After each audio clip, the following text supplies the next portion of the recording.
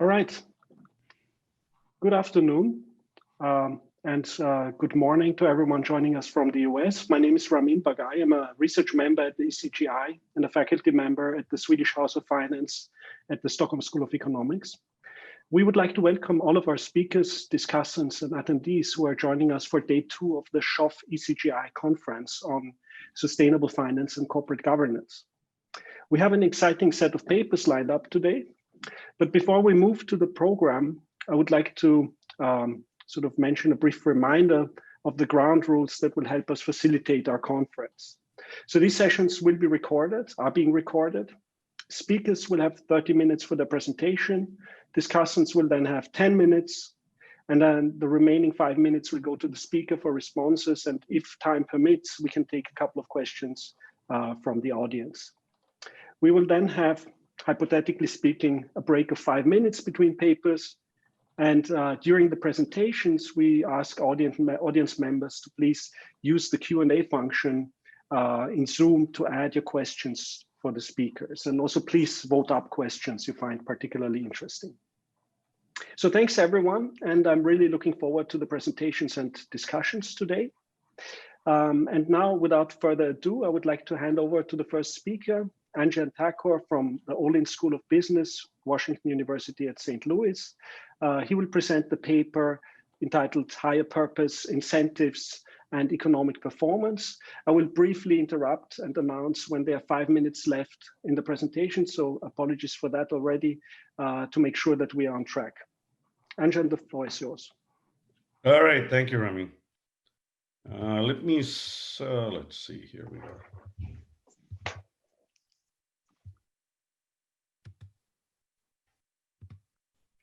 All right, can you all see my slides? Okay, yes. Great. So this paper is joint work with Bob Quinn, my former colleague from Michigan. Let me give you a little bit of background for how we came at this paper. So as you know, there's been a lot of interest in the past few years in organizational and personal higher purpose. And the question is, why now? This surge of interest, both within academic research, but also in policy discussions. So before I answer the question, I just want to tell you a short story. So Bob is a professor of organization behavior. So, you know, the way these people interact is very different from the way that we're used to interacting in finance and economics. As you all know from your own experience in working with or interacting with OB faculty in your schools. So anyway, Bob had made a short video on the importance of personal higher purpose. And it's like a 5-minute video. And it was posted on something called Goalcast and was on the internet. So he sent me a link to the video and he said, this was posted 3 days back. Can you guess how many downloads I got? Now you have to understand that my frame of reference for downloads is probably the same as yours, which is posting papers on SSRN. And then you get this email from SSRN saying, you know, your paper was in the top 10% of downloads or whatever. And then you get all excited and then you scroll down and then it says something like, your paper was downloaded 23 times. And, you know, that's sort of my frame of reference, right? You get 23 downloads, you're in the top 10% of downloads. So it only impresses people like us, but, you know, you tell anyone outside of academia, you know, 23 downloads and they look at you like, so what? So with that frame of reference, I said, since he sent me the link, this must be a large number, right? So I wanted to guess something totally ridiculous. So I said 3,000. It'd only been on the internet for 3 days. So I thought that was quite a stretch.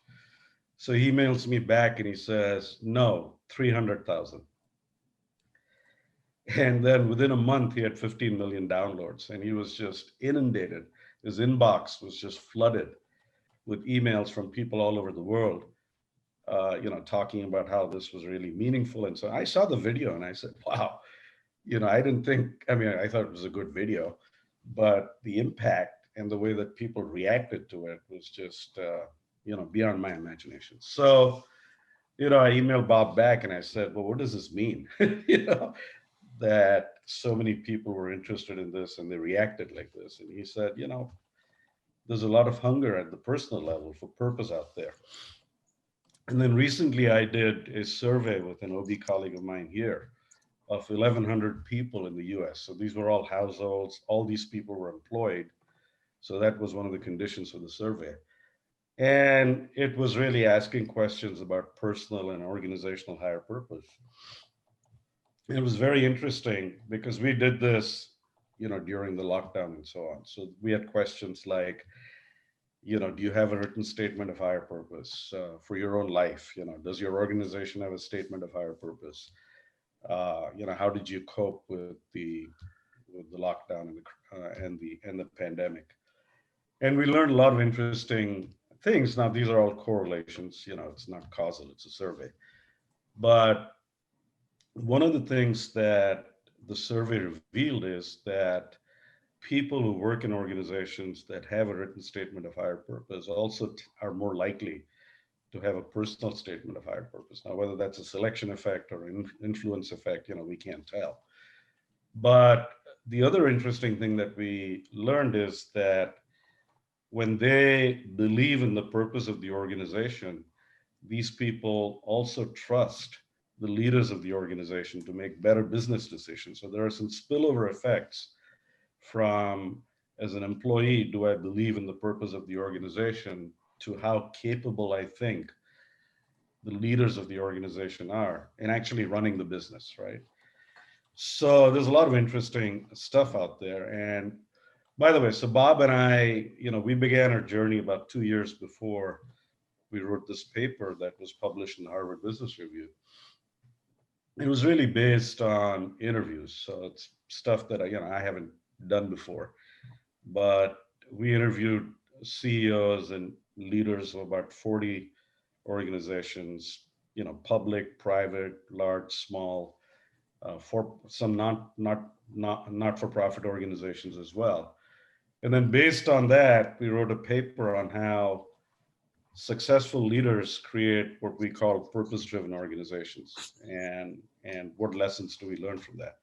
So that was published in 2018 in the HBR. I'd never published in the HBR before, so that was kind of an interesting experience. And they featured it on the cover, When Work Has Meaning, how to turn purpose into performance. So the way that I come at this is really from the standpoint of how organizational higher purpose, which is something distinct from CSR or charity or ESG or those sorts of things, how that impacts people's behavior in organizations, how it changes their incentives, and then what sort of economic outcomes that produces. So this paper is really sort of a first step in putting together a framework for understanding that in a language that makes sense to me, which is the standard language of contracting, incentives, economics. So keep that in mind as we go along. Okay. All right. So, what is higher purpose? What do we mean by it? So it turns out that there is no settled definition in the literature, and you really have to go to the literature and strategy and OB, and there's some in economics. The Henderson and Van den Steen paper was in the AER papers and proceedings. But here are 3 different definitions, and I'll sort of identify what we think of as higher purpose that I think cuts across the common elements of these definitions. So Bartlett and Ghoshal define it in their paper as the statement of a company's moral response to its broadly defined responsibilities, not an amoral plan for exploiting commercial opportunities. So the idea here is that it's something that transcends your business goals. Gartenberg, Pratt, and Serfheim in a recent paper in Organization Science define it as higher purpose need not be pro-social, but it is the company's reason for being, okay? And Henderson and Van den Steen define it as a concrete goal or objective for the firm that reaches beyond profit maximization. So there's a certain vagueness in these definitions, but there are also certain common elements. All right, so we define higher purpose as a pro-social contribution goal. So, higher purpose doesn't have to be pro-social, but really the higher purpose that we're focusing on in this paper is the pro-social subset of all ways in which you could define higher purpose. So it's a pro-social contribution goal that transcends your business goals while intersecting them. So we're not interested in charity. The Bill Gates Foundation may do great work, but its charitable work is not related to the main business of Microsoft. So we're really interested in sort of the intersection of business goals and higher purpose. How does it affect your day-to-day decisions and allocation of resources within the firm? Now, in the survey, the interview-based research that we did, what we found is that most organizational statements of higher purpose tend to fall in one of three categories. They're either customer-centric, employee-centric, or they're explicitly pro-social. Okay, and so you see all three. So there's a lot of variety. All right. So now,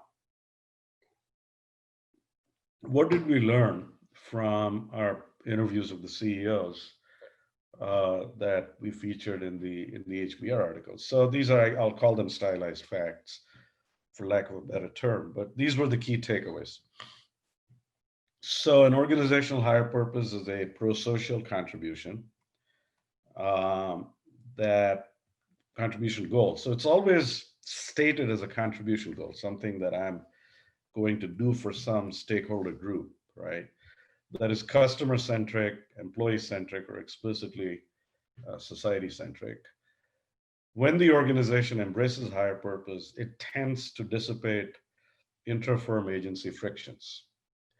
And it motivates your employees to work harder for the same wages or provide the same effort for lower wages. But the other thing that we learned in this interview-based research is that to have this effect, the purpose must be authentic, and that the successful organizations expend a lot of resources in connecting employees to the purpose. Meaning, I may be a mid-level manager in a firm, and the firm can have this higher purpose that's sort of, at some level, almost generic sounding. But, what does it mean to me at my level in the organization? How does it change my decision making? And organizations, including one that Bob and I are working with in helping them, we spent some time with the top 15 in what we call discovering purpose and creating a statement. And now we're taking the top 200 people in the organization below the executive committee through a sequence of steps to connect what the individual employee does to the purpose of the organization. But this is something that the successful organizations do in a variety of ways. The higher the personal utility the leaders of the organization attach to the purpose, the stronger is the effect it has on employees. So it's kind of interesting that employees not only look at the authenticity of the purpose, meaning is this just posters on walls for external consumption? Every company has a statement of values and so on. Pretty meaningless because they don't affect decision making. Or is this real? And the more passionately the leaders of the organization commit to this, the stronger is the effect it has on employees. And then commitment to an authentic higher purpose often sacrifices profits in the short run. So in almost every case that we looked at, there was a direct organizational cost that was imposed. But despite that cost in the short run, the long run effects in the successful organizations were actually strikingly positive, right? So the question here is, how do we model this stuff? And so we're going to use optimal contracting, but then at some point, I'm going to step outside of the standard framework while still working broadly in this optimal contracting framework. Okay, so here's the model. Okay, so we have N, so N, capital N, agents in the firm. Okay, N is just exogenous. Everybody's risk neutral. The owner is going to divert a fraction of the firm's output. The output is Z, some fraction alpha is going to be diverted to this higher purpose in a visible way. and let's say for the time being that, unlike Friedman's concern, the diversion of output is just going to be for higher purpose. Later on, I'll talk about what if I can masquerade a higher purpose investment as just something I'm doing to derive personal benefits. But for now, this is observable. So alpha Z is directed to higher purpose. And then the owner, the principal, gets some utility beta times omega of alpha Z. And the employee gets some utility, which is V of alpha Z. And then later on, we have some modeling to provide a micro foundation for why the employee would prefer to have the firm make this investment in higher purpose rather than just give the money, this diversion, to the employees as additional compensation. Why the investment in higher purpose may actually be preferred by the employees. The employees provide effort. Each of them gets a wage contingent, an output contingent wage contract, and the owner provides capital I, and then that in combination produces some output, which is a function of the effort provision of the employees. So the employee's effort is E, that determines the success probability Q of E. And if you succeed, you get this positive output C. If you fail, you get 0. Okay. So that's a setup. Now, like I said, we have N agents or N employees, and the aggregate output is just the sum of the N employees. And for simplicity, we assume that the outputs of the N agents are conditionally perfectly correlated. So if they all take the same effort, then everybody has the same probability distribution of outputs, but they're perfectly correlated. So it's not IIDs. So everybody succeeds at the same time. All right. So just 2 points in time. The firm makes a take it or leave it wage offer to the employee, which is a wage, W as a function of that employee's output, ZI. Every employee's output is observable. And so you can write output contingent wage contracts. All consumption occurs at date 1. And you can't give the employee less than 0 wages, right? So there's a lower bound on wages. And then the owner makes a binding pre-commitment to divert a fraction alpha of the output to higher purpose. So the observed output is going to be 1 minus alpha of Zn, which is the aggregate output from the N agents. And then the owner gets some concave utility from that. And we're going to allow this beta, which is the value attached to this utility from higher purpose, which is omega. This beta, which is the weighting factor, is going to vary in the cross section. So it can be either 0, so your owner only cares about profit, in which case any investment you make in purpose will be simply to motivate employees.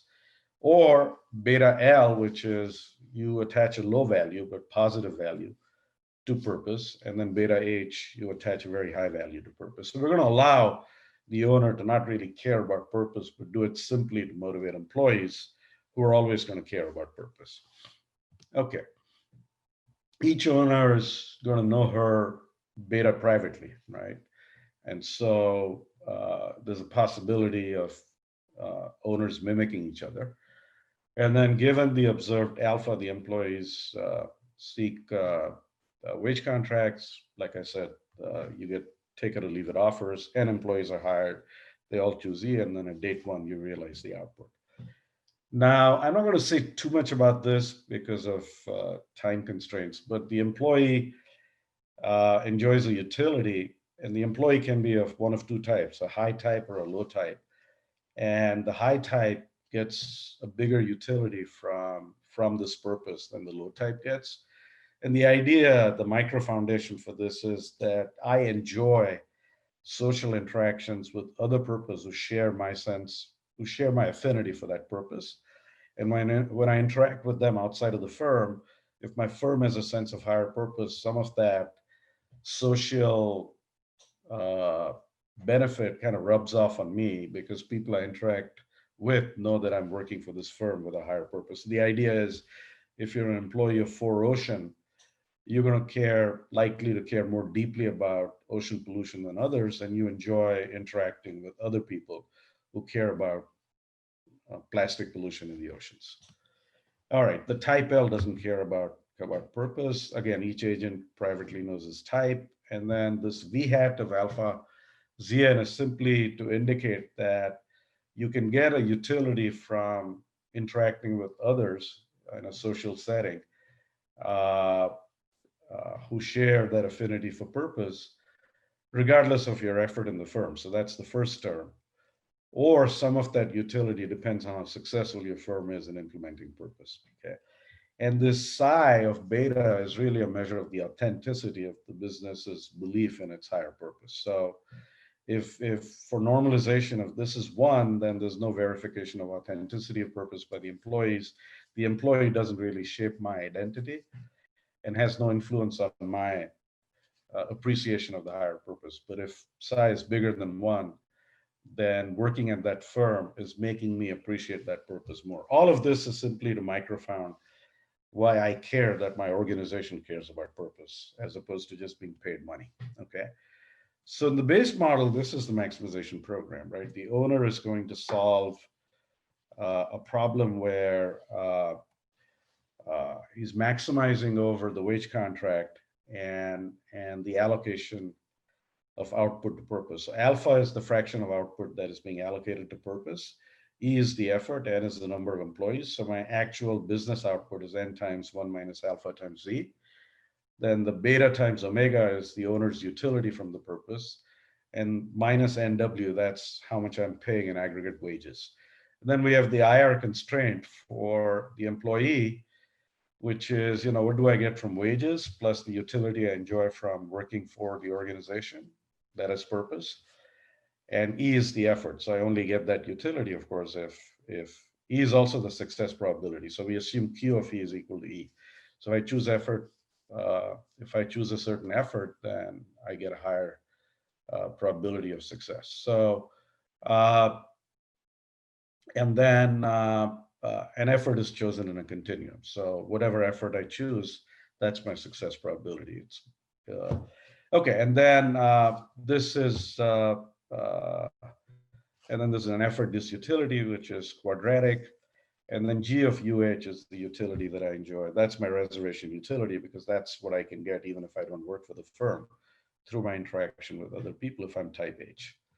All right, so let me just go over the results quickly in the last 10 minutes or so that I have. So the first result is that the employee would prefer that the firm make this investment in purpose than the firm paying the employee more in wages in the successful state. So the whole idea is that if the firm invests in purpose, that actually enhances my utility more for my social interactions, because sort of the social reputation of the firm spills over into a greater value that I get from my social interactions with others. And that's actually more valuable to me in a utility sense than just getting the cash. Okay, so that's the basic idea. And then we look at 2 cases. One is where psi of beta is just 1. So the firm makes an investment in higher purpose, but there's no verification of authenticity. All firms are exactly the same. So the owner's commitment to purpose, which is beta, doesn't really make any difference to me as an employee. That's the way to think about it. I only care about the allocation, alpha to purpose. And then we solve for the optimal contracts. But the main takeaway is this picture in proposition 1, which shows that if in fact the employee's commitment to purpose doesn't matter. So I don't care if the owner's commitment doesn't matter. So I don't care if the owner genuinely believes in purpose, which means beta is bigger than 0, or the owner personally doesn't care about the purpose, so beta is 0. So it doesn't matter to me as an employee what value the owner attaches to purpose. That's irrelevant. All that I care about is that the firm allocates some portion of its output to this purpose, right? It's this pro-social contribution goal. So I'm only concerned about alpha, right? I don't care about the owner's beta, okay? So if I don't care about the owner's commitment to purpose, meaning that doesn't influence the utility that I as an employee get from purpose, then what you get is this graph where net profit is actually, it peaks at beta equals 0. Okay, so even the owner who doesn't care about purpose is going to make some investment in higher purpose. The intuition is pretty simple. I want to make an investment in purpose, even though I don't care about it. Why? Because I know that it positively influences my employees and they're going to invest more in effort. And so I can get more effort for the same wages, right? Or I can get a higher effort for the same wages or the same effort for a lower wage. But either way, making that investment is worthwhile purely from an incentive standpoint, okay? And so the maximum profit is achieved by the owner who has no personal value to purpose. Now, if I attach a personal value to purpose, then obviously I'm going to allocate more to purpose than somebody who just invests beta equals 0. But that allocation does nothing for profit, right? Because it doesn't produce higher effort by the employees. So profit then declines as beta increases, and the lowest net profit is actually achieved by the firm whose owner attaches the most value to purpose. Okay. 5 more minutes. Okay. All right, and then, but if C is increasing in beta, okay, then your employees will not attach any value to purpose if you as the owner don't attach any value. So now there's like this perfect correlation between the value to purpose attached by the owner and the employee. In this case, the situation changes, and what you find is that now net profit is non-monotonic in beta when authenticity of purpose matters. So the owner's personal value of purpose matters to the employees. And in this case, what you get is that actually net profit is maximized at beta equals beta L, okay, not at beta equals 0, okay? And the beta equals 0 owner will invest nothing in purpose. Okay, so then we model this extension with external financing where we allow the owners again to have 3 different possible values of beta, but now you have to raise external financing to invest in the project. And the owner also has to introduce an agency problem. We assume that the owner has some private benefit project that he can invest in, she can invest in unobservably, right? So now what happens is you get this Friedman effect, which is that external financiers don't know if the money that's being raised will actually be invested in an authentic purpose that will motivate employees, or whether it's going to be diverted for a personal benefit project. So now what happens is that there's like an upper bound on how much you can divert to either purpose or this personal benefit project, because financiers and employees can't tell the difference between whether the money was spent on something just for private benefits of the owner or for authentic higher purpose. So you can solve for like an upper bound alpha bar beyond which the firm cannot invest. And here the main result is that sort of the main takeaway is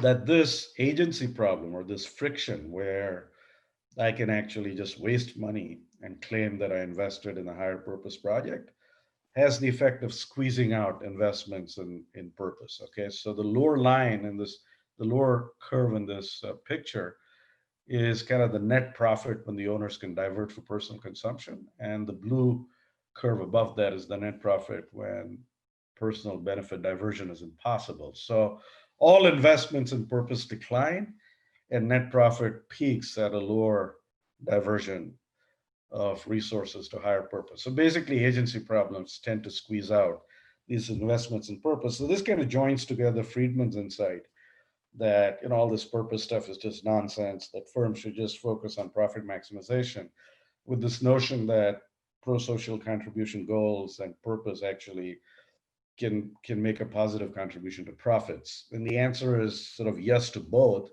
They can make a positive contribution, but these agency problems and frictions also tend to squeeze out and reduce higher purpose investments.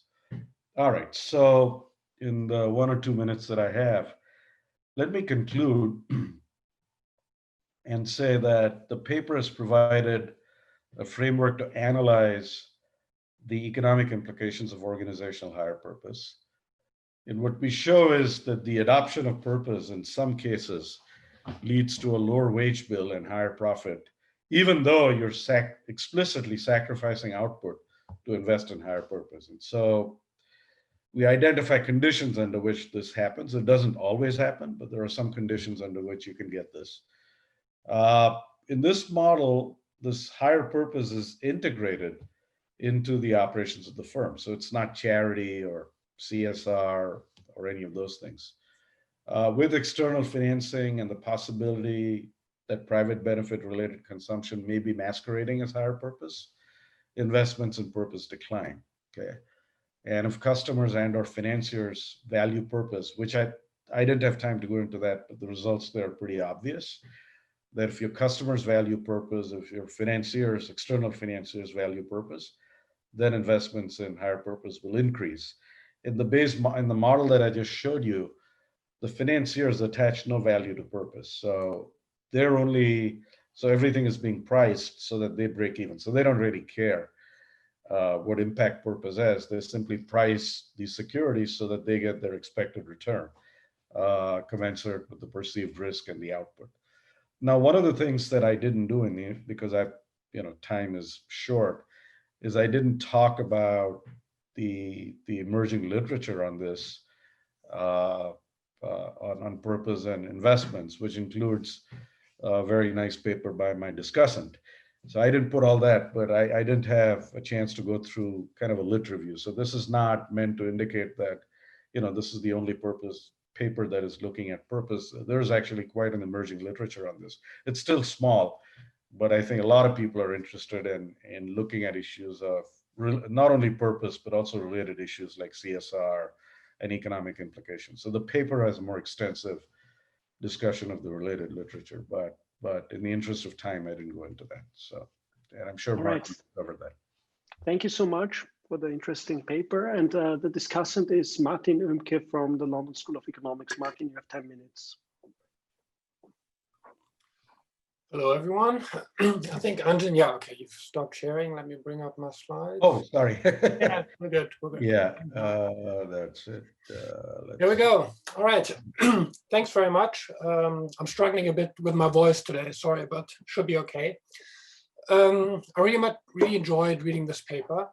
In a way, fitting. There are all these articles that I saw popping up, in recent weeks about the 50th anniversary of, the Friedman Doctrine, Friedman's famous or infamous New York Times article that came out 50 years ago, where, he declared that the sole purpose and the only one or the sole social responsibility of a business is to pursue maximum profits.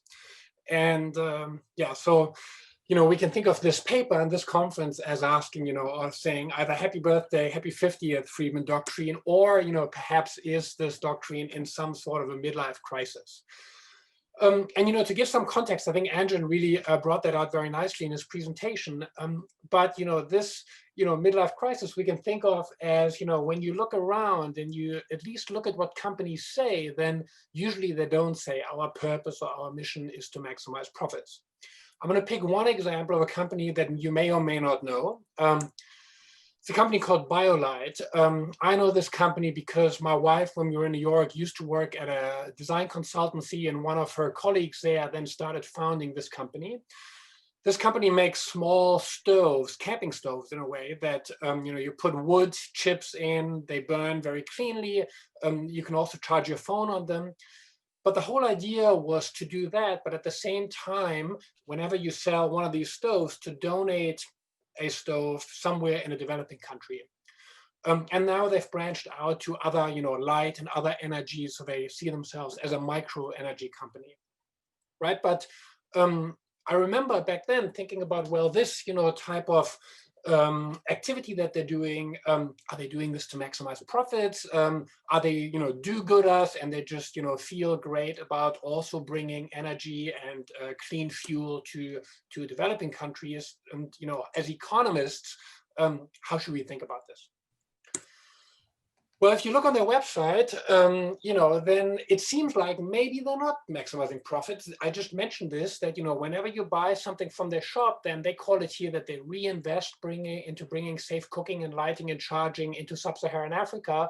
But, if you actually talk to them, then this is not something that they make money on. In fact, these stoves are not that cheap, so they actually lose money if you look in isolation at this activity. Right, but that of course doesn't mean in aggregate they're not maximizing profits. Maybe they're making this back somewhere else. So I think from that perspective, Anjan's paper raises a really interesting question. What is this this mission or purpose actually doing, and how does it relate to profit maximization or not?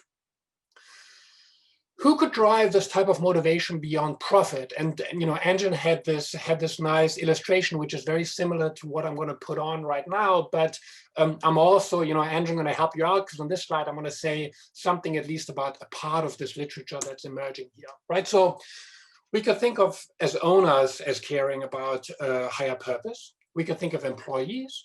We could think of the firm's customers. In the previous example, maybe the people who are buying a camping stove who also value that another stove will go to a family in sub-Saharan Africa, or maybe investors in a company. And for most of the paper, Anjan's paper looks at, I would say the main focus is on employees, but there's this twist that, owners may or may not care themselves, which I'll come back to, which I think is one of the interesting parts of the paper.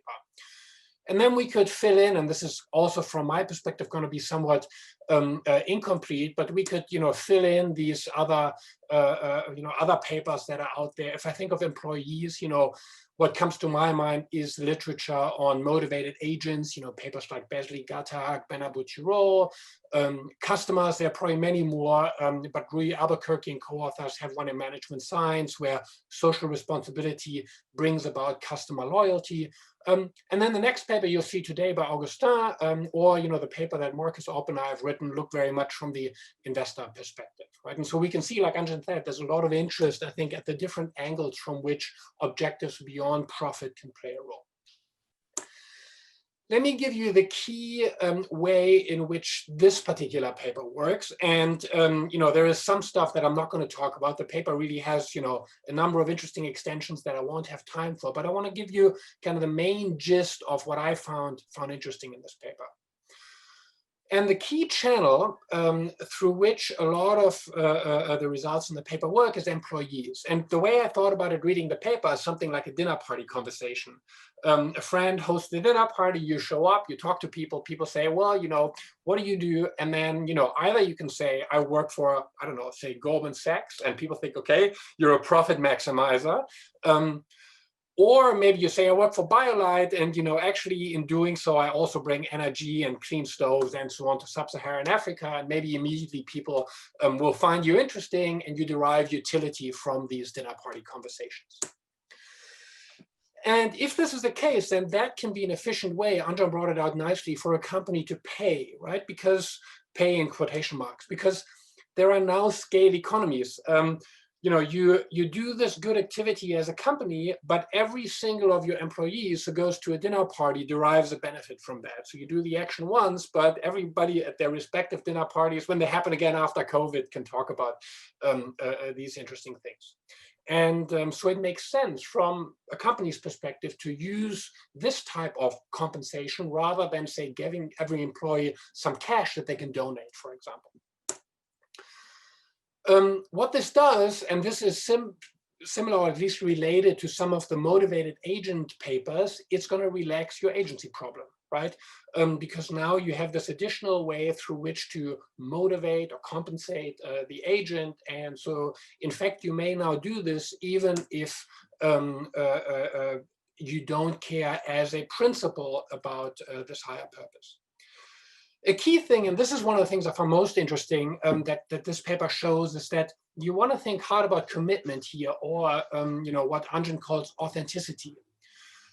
The principal must care, or at least the results depend on whether the principal herself cares about this higher purpose or not. In the model, this is essentially because of a timing assumption. You promise higher purpose, but you can only invest in higher purpose once the agents have produced. And so there is a possibility that you turn around and say, okay, I know I promised you this, but actually I'm not going to give any stoves to people in sub-Saharan Africa. I'm going to pay out dividends. Now, let's look again at how this commitment matters. And here this slide, I try to come up with a nice tongue twister for all of you.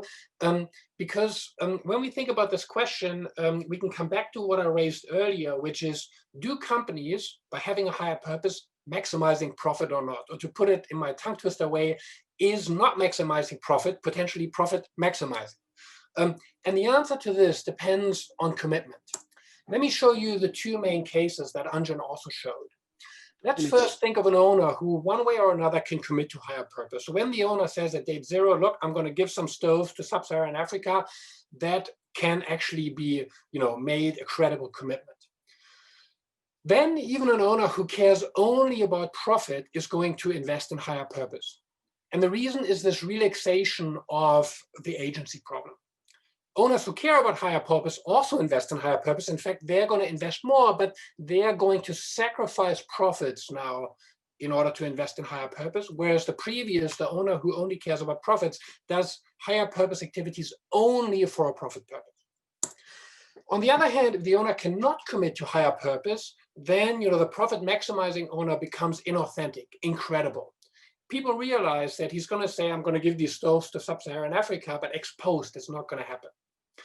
And so now what we see is that owners who don't care are not going to invest anything in higher purpose. The owners who do care will still do it, but this time around, and this is not maximizing profit maximizing, these guys are actually going to end up with higher profits, even though their own maximum or objective function is not a profit maximizing one. And so this, under the commitment issue of potentially being inauthentic, the authentic owners actually generate higher profits, which I thought was a very interesting result. Let me conclude my discussion by talking a little bit more about this commitment. And this is something where the authors perhaps can, maybe in another paper, dig a little bit deeper.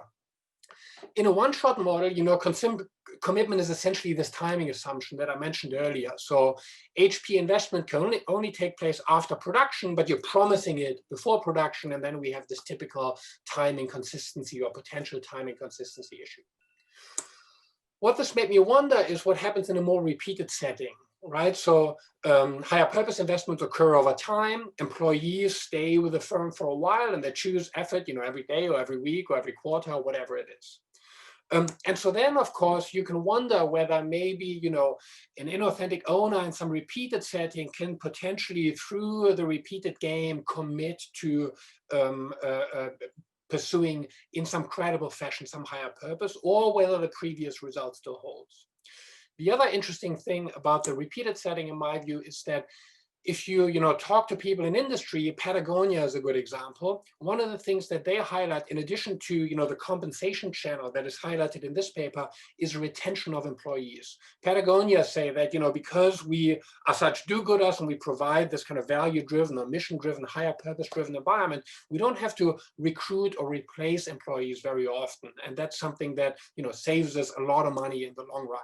And so by going to this more dynamic setting, maybe Anjan and Quinn could also say something about that. I would find that interesting. Summary, I think I'm out of time. Very thought-provoking paper. Higher purpose relaxes agency frictions with this twist of authenticity, which I hadn't seen before in other papers on this topic. Higher purpose can indeed be profit maximizing, but it doesn't have to be, and the authenticity plays a role here. And as I said, some opportunity to potentially further explore the commitment, dynamic aspects, and so on. Thank you very much for the invitation to discuss. All right, thank you so much, Martin. Anjan, we have a couple of minutes if you would like to respond. Yes, Martin, thank you very much for that excellent discussion. If you would send me the slides, it'd be great. I'd appreciate it. So no, this was an excellent discussion. I think the way Martin explained it is absolutely right. The difference is whether or not you can commit to higher purpose or not, and that makes a big difference. I think the last comment that you made about looking at this in a dynamic setting is very much in line with what we've observed when we've interacted with companies and also in the interviews that we did. And what happens is that the way it actually plays out in practice, and it's not in the model, so I'm stepping a little bit outside the model, is that if you think about this in a dynamic setting, is that oftentimes the diversion of resources to purpose is not like a one-shot thing that the firm does at the outset, right? It's kind of an ongoing thing. But there is an embedded promise in that statement of higher purpose that really doesn't get tested until the firm faces a crisis.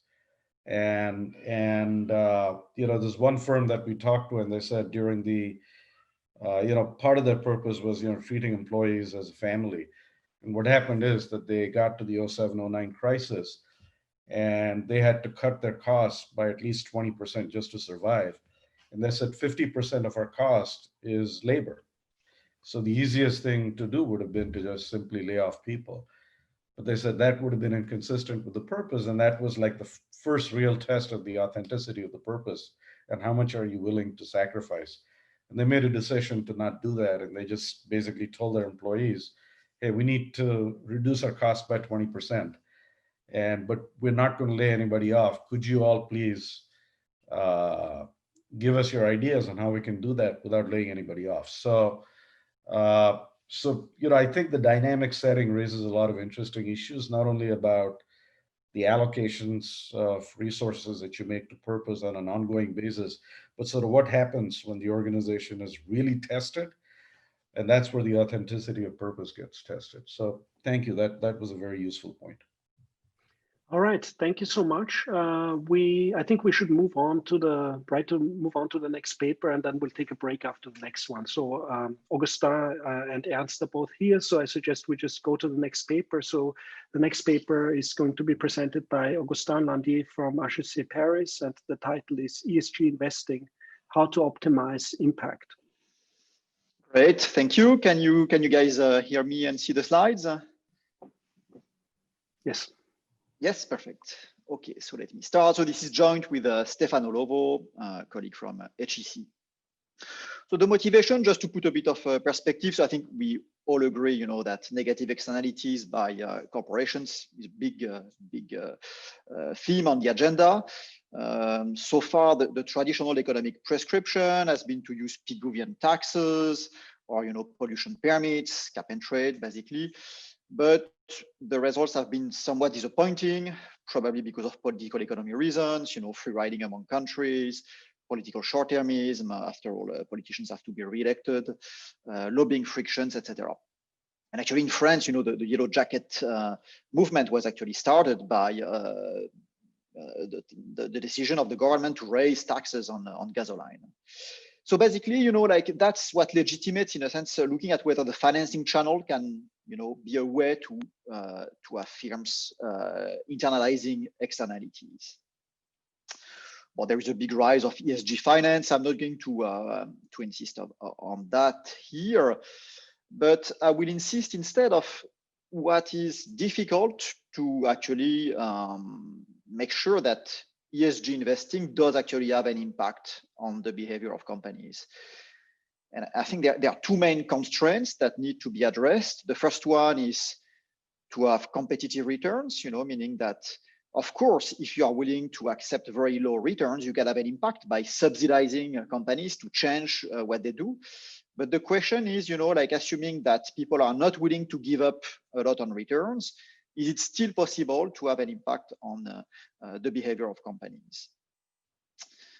And the second difficulty, and it's actually related to the first one, is capital substitutability. So if ESG funds coordinate to ban some companies from their portfolio, those companies can actually decide to go elsewhere and try to basically just raise capital from agnostic investors, if you want.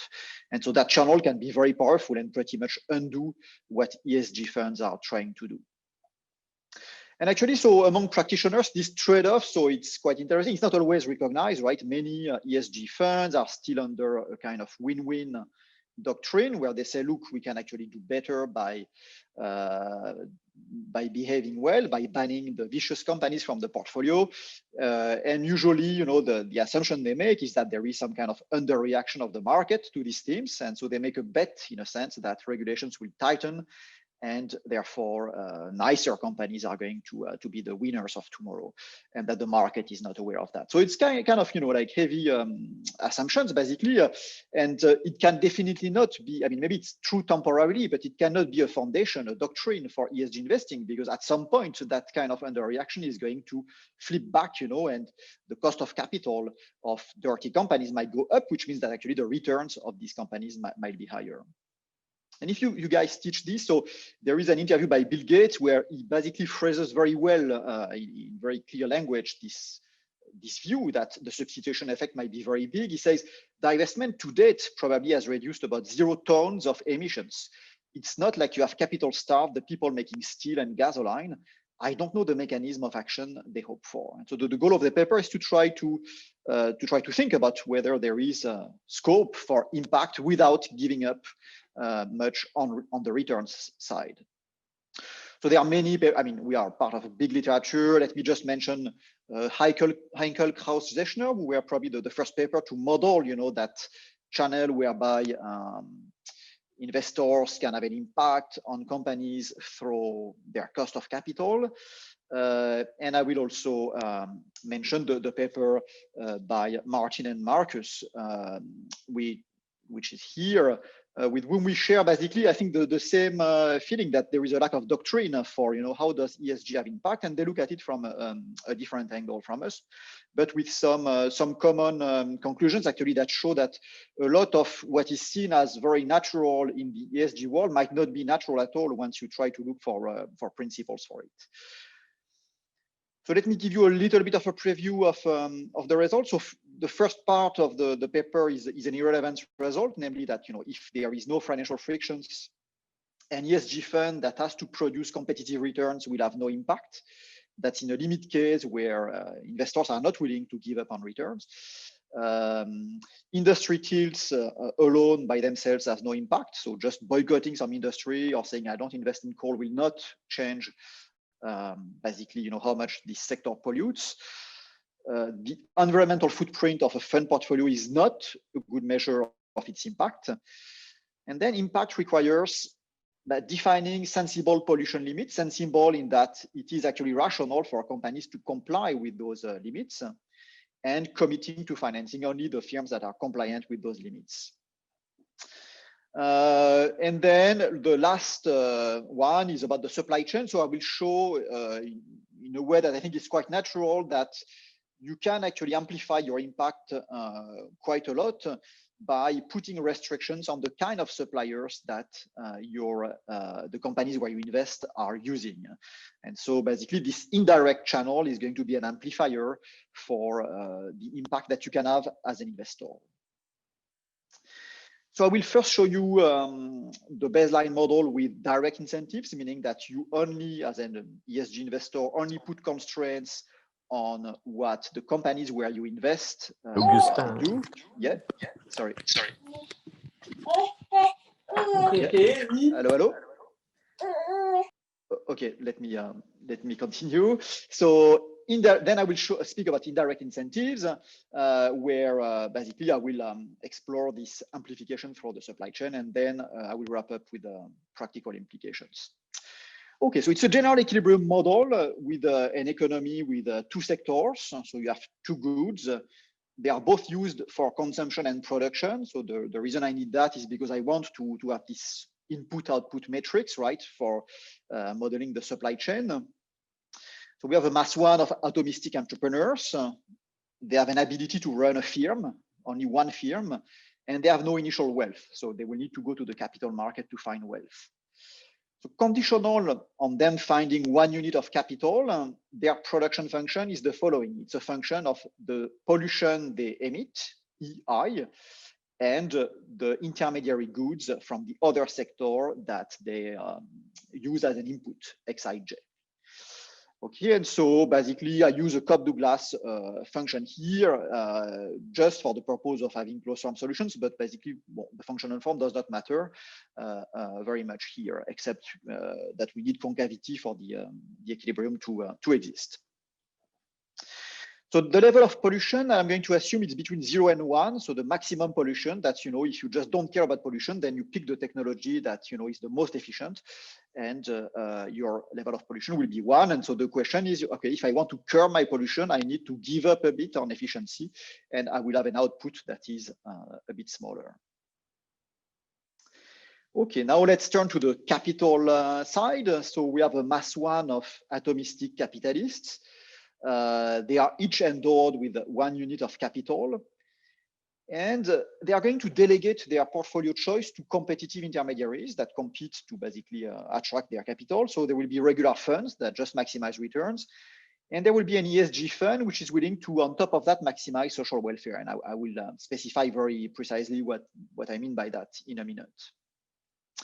So to make that clear, so what are the preferences of individuals?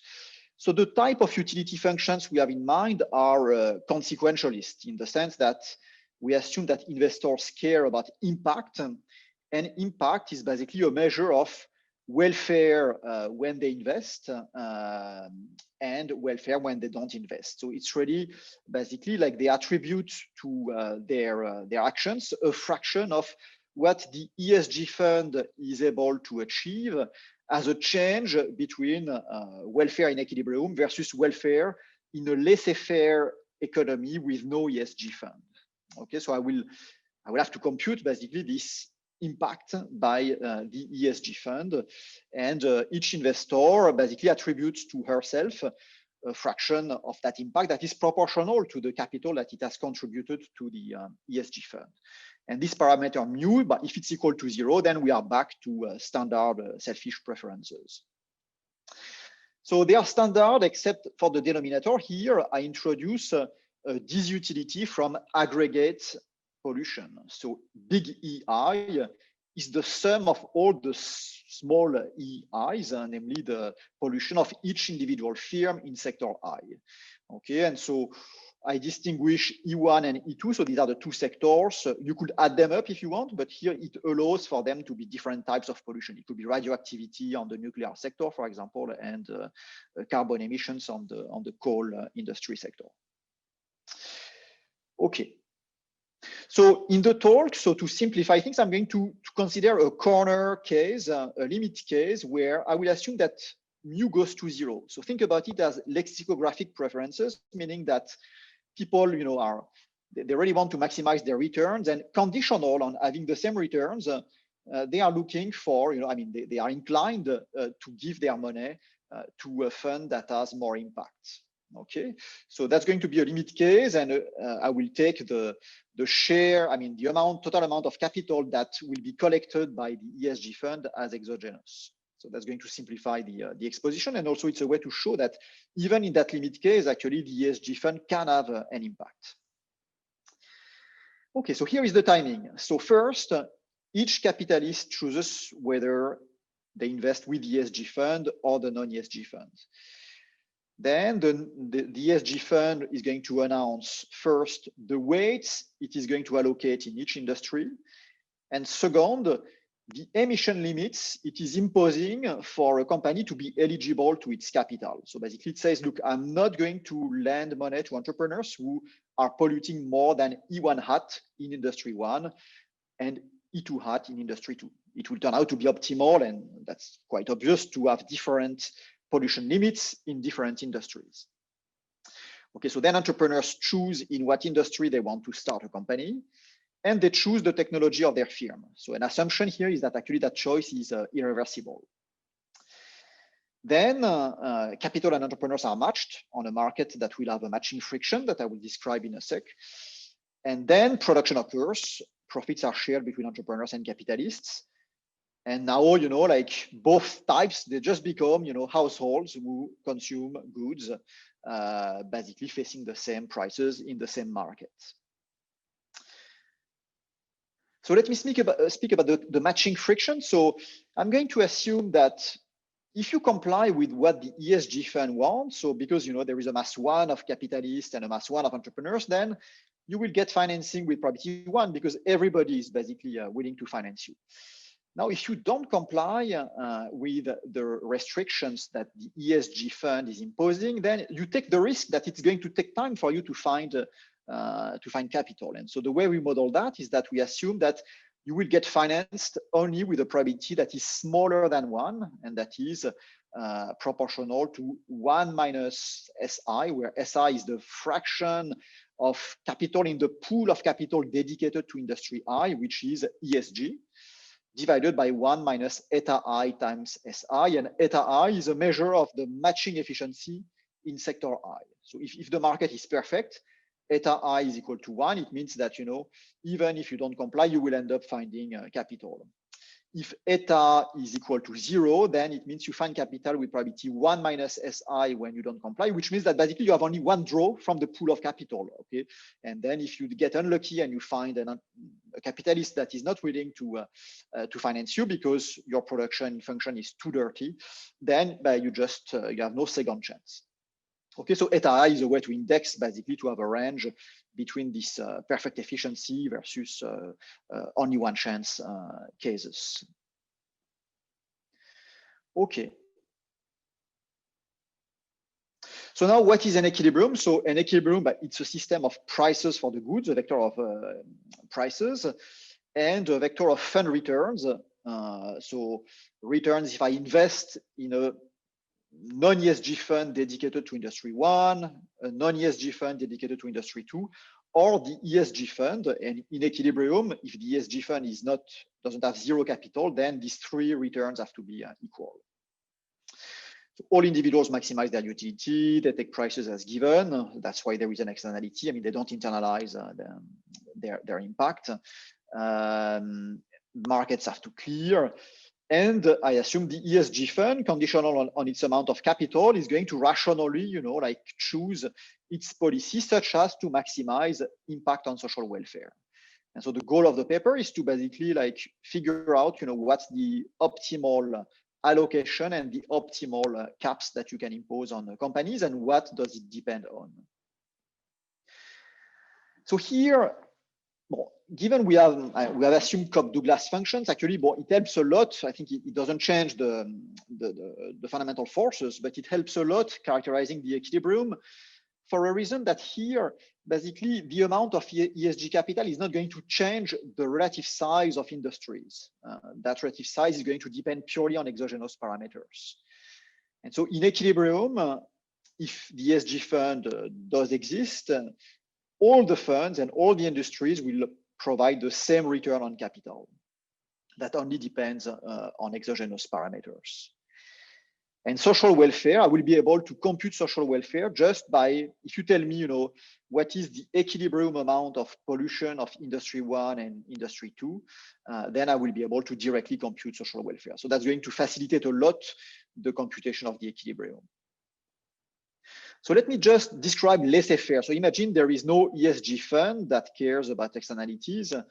So here, basically, everybody is going to pollute their maximum level. So E1 will be equal to E2 will be equal to 1.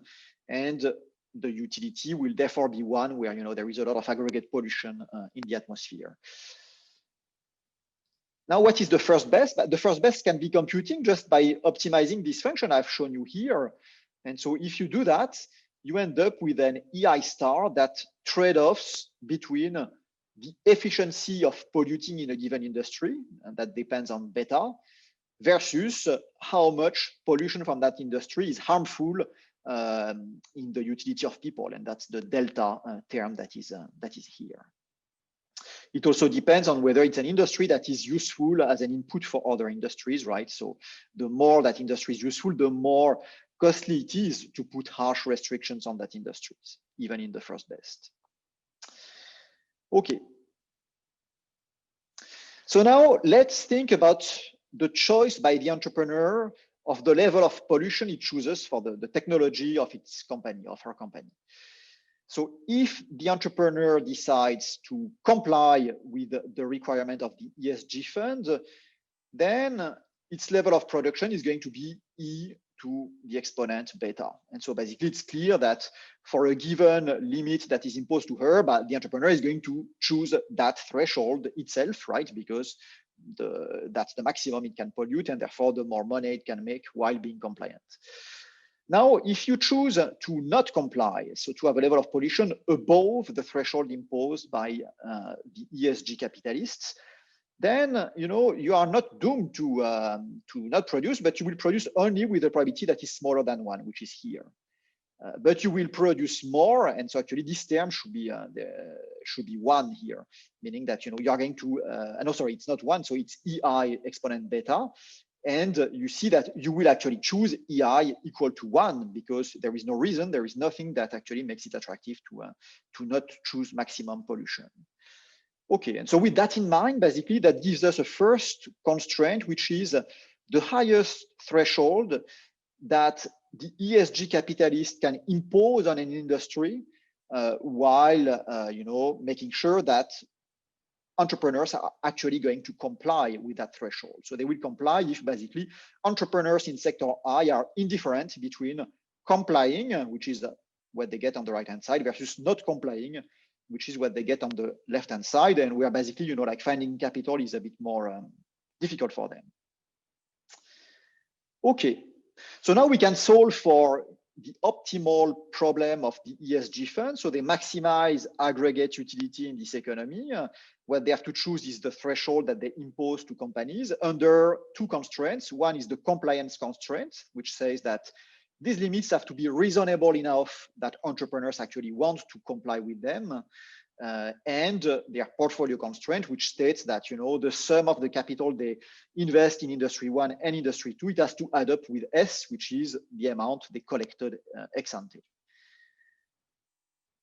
Okay, so the first result is a specialization result, which says that in this setup, unless the ESG fund is really large, it should picks its battles and specialize in one sector so that it's going to be a big fish in that sector and really curb emissions in that sector. So for a small fund, if the aggregate ESG capital is small, it should coordinate its battles on one industry.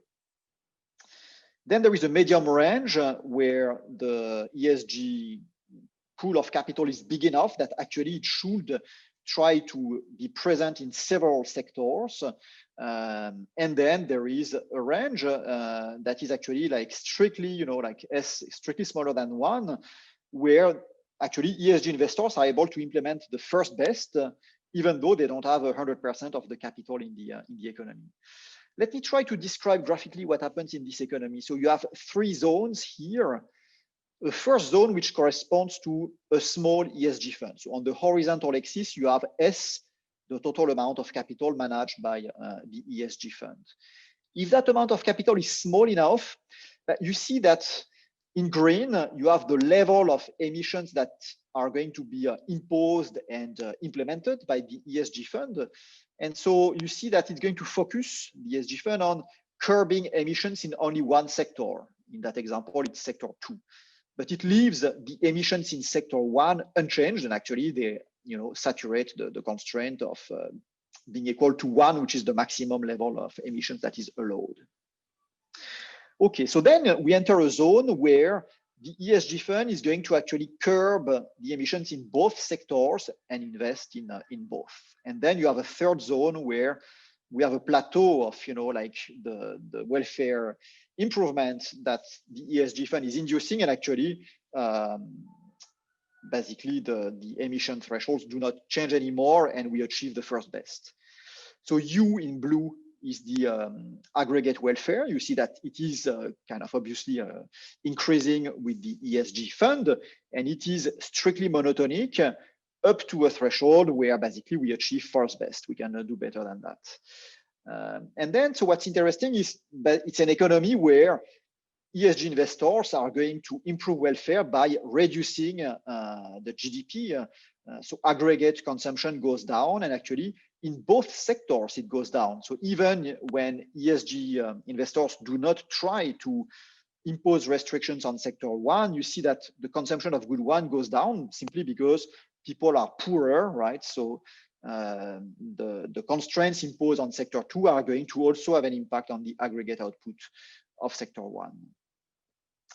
So that's what happens in equilibrium. And one nice outcome of this specification is a rule to tell you in what sectors you want to specialize as the ESG fund. How do you pick the sector where you should focus and intervene, if we focus on the case of a small ESG fund? So basically, there are three effects to take into account. The first one is you want to pick a sector where actually there is a big gain in economic efficiency from reducing pollution. And that's going to be determined by the gap between laissez-faire level of emission, which is 1, versus the first best level of emission, which is E star. Okay, so that can depend both on the toxicity of the pollution in that sector and on how much it is needed in the production process.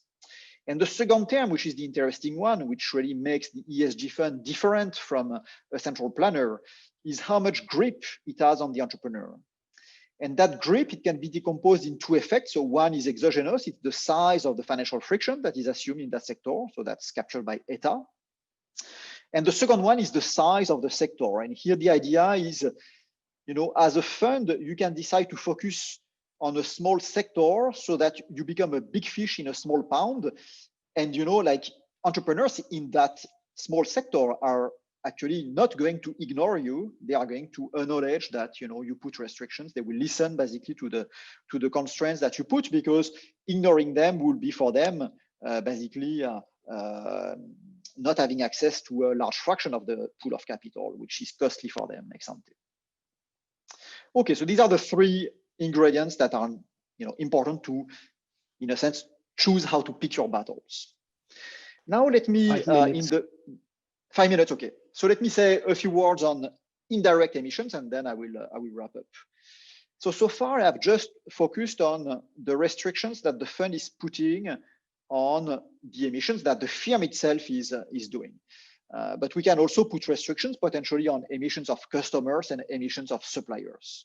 So let me focus on emission of suppliers. Actually, emission of customers, it's even more powerful, but too much in a sense.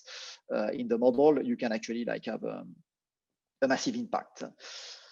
So let me focus on the supplier. So imagine that, okay, now I can put restrictions on the list of suppliers that you have to use if you want to have access to the ESG fund capital. And so the question we ask is, can it be optimal for the ESG fund to impose both direct and indirect incentives? So what happens, it's interesting, it creates an endogenous split of one sector between a clean subsegment of that sector and a dirty subsegment of that sector. So you end up, so I will take the example where that happens to sector 1. So sector 1 here is going to become endogenously split between companies that choose to be clean, companies that choose to remain dirty, and regular funds are going to provide capital to both clean and dirty companies. The ESG fund is going to finance purely sector 2 actually, and curb sector 1 indirectly through constraints on what sector 2 can use as suppliers. And then the consumers here, I assume they don't care. They basically use the cheapest goods they can. And so in equilibrium, it's actually going to be the dirty good, because it's actually more cheap to produce, is going to be the cheapest one in equilibrium always. And so the characterization of the equilibrium, it's pretty much the same, except that we have one new parameter, which is the price of the dirty good. And so we need one additional equation, and that additional equation is this one, the second one. It tells us that in the sector that is split in two, entrepreneurs have to be indifferent between producing the dirty good or producing the clean good. In both cases, they are not going to get ESG capital. They are going to be financed by agnostic investors.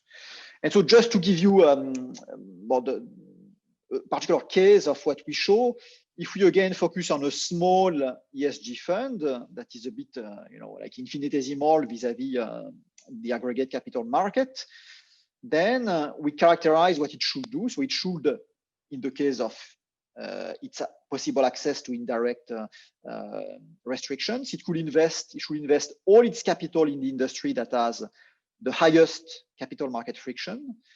And then it should put an emission cap only on the emissions of the priority sector, namely the one where it is the most efficient economically to reduce emissions. And that cap is going to be direct if it turns out that that sector coincides with the sector with the highest friction, or it will be an indirect emission if it's the other sector. So let me stop there, and I will basically, I think my time is over, isn't it? You have 1.5 more minutes, but okay. Up to you. I mean, I can wrap up very quickly. Choose wisely. I don't know. We can take a couple of questions or have. All right. So then let's go to the discussant. Thank you very much, Augustin. Thank you. The discussant is Ernst Maug from the University of Mannheim Business School. Okay, thank you very much. Thanks for the organizers for letting me discuss this really interesting paper. So I would first like to say this is a really great paper. Now, this is these days a bland statement because all discussants say that, but I think I really like that this is a simple model. Everything can be solved in closed form. It's a clean analysis, and I think it makes a number of really important points. So I could stop there, but I really have kind of a difficult personal take on this paper. I really love the paper, but I don't love the spin. So I have a very different kind of takeaway from this paper than I think what the authors have. So I think the authors can keep all of the main analysis of the paper, but I want them to rewrite the title, the introduction, and the conclusion. So let's go back. What is the question we're asking? The question that is asked in this paper is a really important question, and that is, what if the market fails? Then we want to find an effective mechanism to address the externalities in production. So how do we typically think about it? We think about the government, for example, Pigouvian taxes to fix the price system, but that in many cases doesn't work.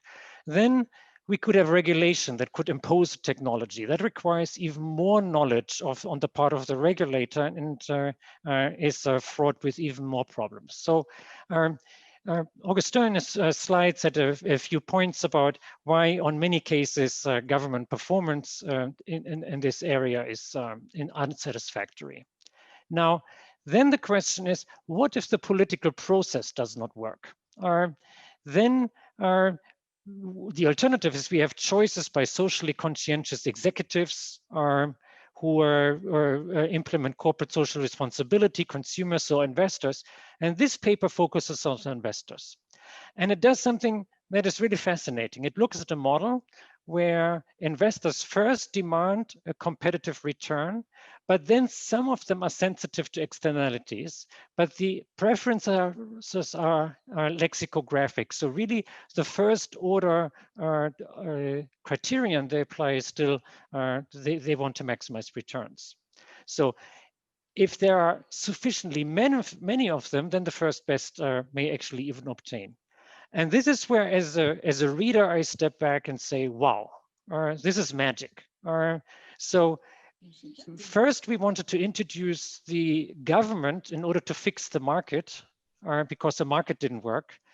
Then we realized that the political process doesn't work. And now we are asking the market to fix itself. So we are introducing kind of a new type of actor in the market that not only improves things a little bit much of the time, but actually implements the first best.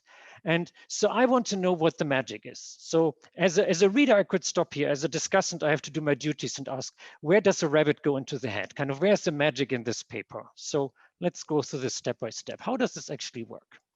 So let me just rehearse the narrative of the argument. So Augustin gave a kind of very detailed discussion of the math and how this works. So first part, we have an economy with investors and entrepreneurs, and they are also consumers, and they're all atomistic. So nobody has any power, standard.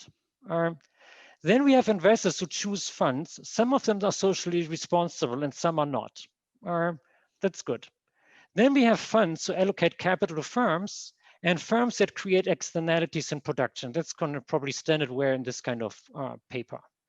And then we have a socially responsible ESG fund that allocates capital only to firms that reduce emissions and demands a competitive return. So we do not even kind of introduce a trick here, like having some investors, for example, sacrifice some returns in order to have the fund address some externalities. So it's really, up to this point, everything is extremely standard. And that's what I really love about this paper, because I think what the paper does is it develops a theory of ESG investing where almost all of the ingredients are so standard that, that you cannot question them. So I just make a tick mark on them. But then we have our two assumptions where I think we need to dig into. The first one, I think, which looks like a simplification, but I think it's not, is that we have only one ESG fund. So if there is any collective action problem to be solved here, at some point, I think there is an issue that we have only one fund that now kind of serves as a coordinating device.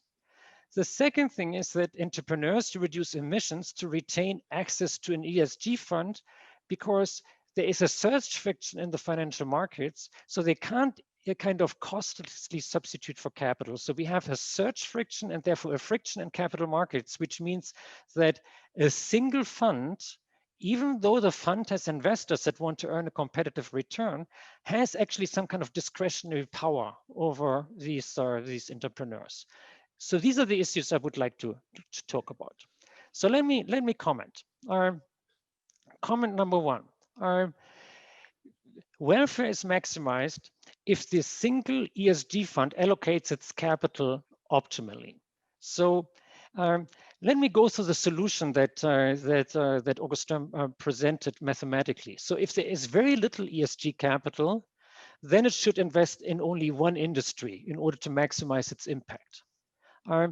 If there is a little more ESG capital to go around, ESG capital is my shorthand for the number of investors who are basically having these lexicographic preferences, then the fund should invest in both industries. And in this case, there is an optimality condition. So the fund should then equate the marginal impact on welfare in each industry. So that's actually a pretty complicated expression to solve. It's not mathematically super complicated, but conceptually what it has to think about is what is the impact on the entrepreneurs and what is the impact of the entrepreneurs on emissions and what is the impact of this particular type of emissions in that industry on aggregate welfare. So solving this kind of marginal optimality condition is actually very involved. So it requires that the ESG fund actually knows the marginal impact of capital on emissions in each industry and the marginal cost of emissions in each industry on welfare. So for me, the ESG fund solves a lot of issues in this economy. So it determines the achievable second best if social responsible capital is limited. So I think there's a lot of central planning. So there's a lot of planification here. So I put a picture of Jean Monnet, who was the head of the of central planning in France after World War II. So I think he would love your approach. He would love your paper. So because your ESG fund is basically like the Commissariat General that he was heading in the 1940s. I have a lot of questions here. So let me reveal my colors here. So I asked the question that I think is the real question that Milton Friedman asked in a famous article almost exactly 50 years ago. How can one, even the very sophisticated investor in this case, he was addressing, of course, slightly different agents, but I paraphrase him. How can one, even a very sophisticated investor, solve this problem if the government cannot? So, of course, we can provide a list of government failures, but all these government failures have a reason. So it's not like they are kind of just evil people sitting in the government, and that's why it kind of all falls apart. There are reasons why governments can't get their act together, and all these reasons all of a sudden kind of fall into the background, and this magic fund can all of a sudden address a lot of these problems. So much more a Monnet world than a Friedman world. That's where I'm skeptical. There's a second issue, and that is coordination. There's only one ESG fund. I think I would like you to go through an extension where there are multiple ESG funds that compete for the capital of the socially sensitive investors and for the return. And we still maintain that our investors have these lexicographic returns. So then welfare depends on the aggregate allocation. So this is, you haven't solved this, but this is, I think, what I think would come out. The welfare would still depend on the optimal aggregate allocation of capital across industry. That is, if socially responsible capital is scarce, then all funds in this economy must coordinate to invest in the same industry with the same emission target. Alternatively, if you have a little more socially responsible capital go around, then this socially responsible capital should be invested in multiple, like in your case, 2 industry, but then they must kind of optimally solve this aggregate condition. So the funds must coordinate their investments so that they agree with the aggregate optimality conditions. And I asked myself, how are these conditions going to be decentralized? So how are we thinking about an economy in which this central planning problem is solved if we have multiple decentralized decision makers? I think that's a problem that you need to address. Finally, I think we have enormously sophisticated investors here. So the optimal capital allocation depends on the impact of capital allocation. And if you ask me, this discussion, which I think unfortunately Augustin put very little emphasis on in the presentation, I think actually that's, for me, is the core of the paper and the one that I thought was really stunning and something that I think I really took away from reading this paper. So there is corollary 1, which I think should be upgraded to a proposition, which says that just allocating capital towards cleaner industry actually has 0 impact. I think actually that's a very important result, because I think that's also kind of back in some of these questions. Shouldn't kind of the conscientious investors, shouldn't they kind of allocate just their capital to industries that have a better carbon footprint? But even within industry, you have proposition 4, which I would like to sharpen a little bit. It says the ESG fund may have a higher footprint than a regular fund. That is, if you have a socially conscientious fund, it may still have a higher carbon footprint that is kind of worse or kind of ecological parameters than a regular fund, because a footprint has nothing to do with impact. You want to allocate capital optimally in this fund, or you want the fund to allocate capital optimally to entrepreneurs to maximize impact. That is to get the potentially extremely dirty producers to become moderately dirty, which can be much more beneficial than going somewhere where everything is already clean. So that means the ESG fund by the investor is really evaluated based on a counterfactual, because it is based on the emissions with socially sensitive capital allocations relative to emissions without such a capital allocation. So as an investor in such a fund, I must understand that, yeah, I'm investing in lots of dirty companies, but if I wouldn't be doing this, that the world would be so much worse. So I come to that as a consequence, individual investors really have to be very sophisticated here. They have to understand that they should optimally invest in a fund that invests in dirty industry, like, for example, power generation, where the fund pushes the providers towards, for example, efficient coal-powered power plants, which are kind of moderately dirty compared to the really badly dirty ones, say lignite, because they understand the counterfactual that the alternatives would be so much worse. So I think that's putting an extremely high bar on individual investors. There's another thing that I think kind of seconds. Sorry, we're already out of time, so maybe 30 seconds. Can you give me 1 more minute? Sure. Until okay. So last question: what if some investors are Kantian rather than consequentialist? So, for example, they simply have a principle for clean industries and technologies. So they don't understand trade-offs, they don't understand counterfactuals. So what would happen, for example, if the investors in your economy would use footprint, for example, as you define it, to allocate capital? So I think that would be an interesting thing to also look at and analyze. I'm going to skip this slide and go to my summary because I'm running out of paper. I think this is a great paper. My personal takeaways are a little bit different from the author's takeaways. So my takeaway is that effective ESG investing is probably not going to work, because what the paper shows is that the bar is too demanding, it's too high. the conditions on funds and investors and what they need to understand are extreme. Complex conditions for the allocation of capital, achievable second best, and the counterfactual. Coordination problems, they need to subscribe to consequentialist ethics. So my recommendation is to change the how-to spin of the paper to kind of where is the bar for effective ESG investment. And I think the answer to me is probably much more skeptical and negative than the authors may sound it. But I think this is a paper that really kind of allows us to analyze the issue and actually understand them. And that's why I think it's still a fantastic paper. Thank you very much. Thank you, Ernst. Augustin, would you like to comment and maybe? Yeah. So thanks a lot. Sure.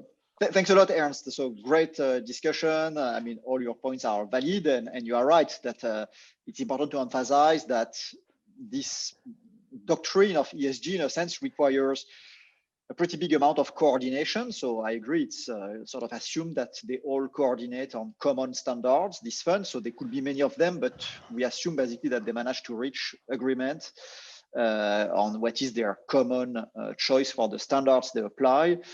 And also, it's not a decentralized approach. So it's true that it requires them to compute the thresholds EHAT.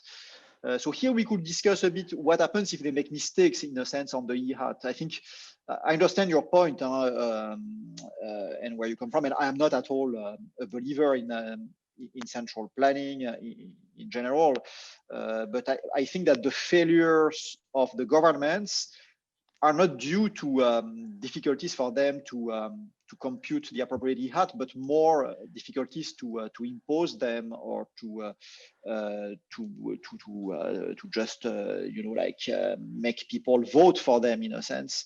So I think that's I think in a sense whether ESG can bring value depends on what you believe are the main failures from the government actions. If it's just, like traditional failures from planification, then it's true that ESG is not going to be a good substitute for government planification. But if these are failures due to political short-termism slash lack of coordination across countries, then it might help.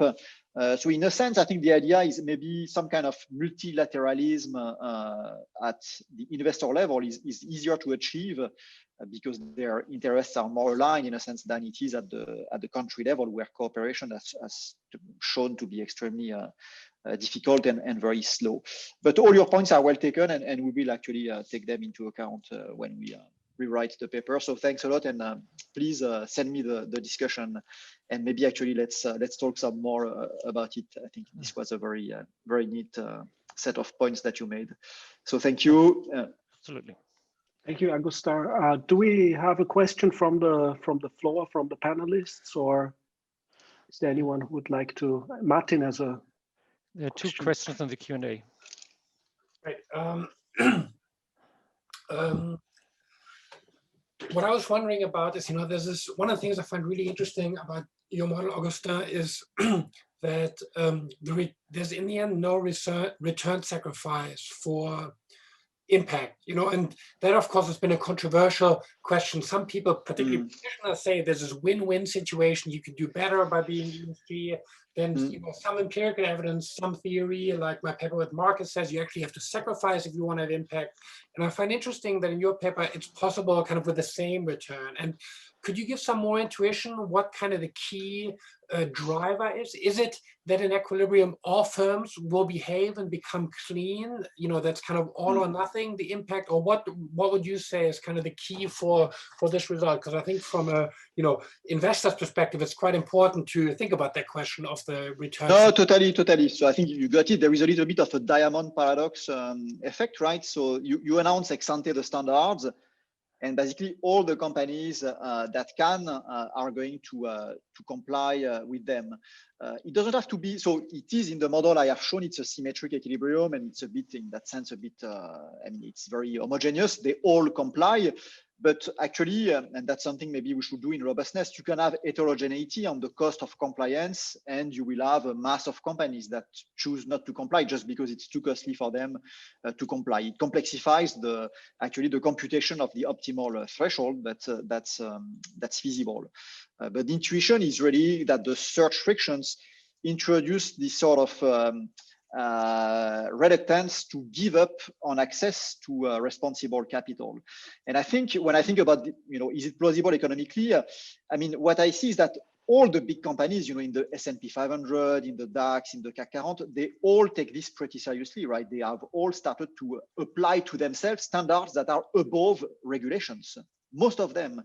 And so it has to be that these investors are able to, in a sense, impose, like some norms that are a bit above regulatory thresholds.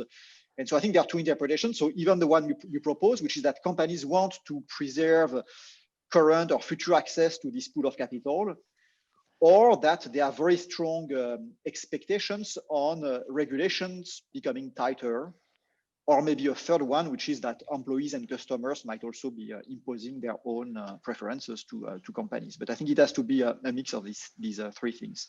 But you are right. I mean, just to answer your question, so your point was right. Exact. Yeah. Thank you so much. I suggest we take a 5-minute break and then start at 20 minutes to 4 in 5 minutes with the next paper. Thank you.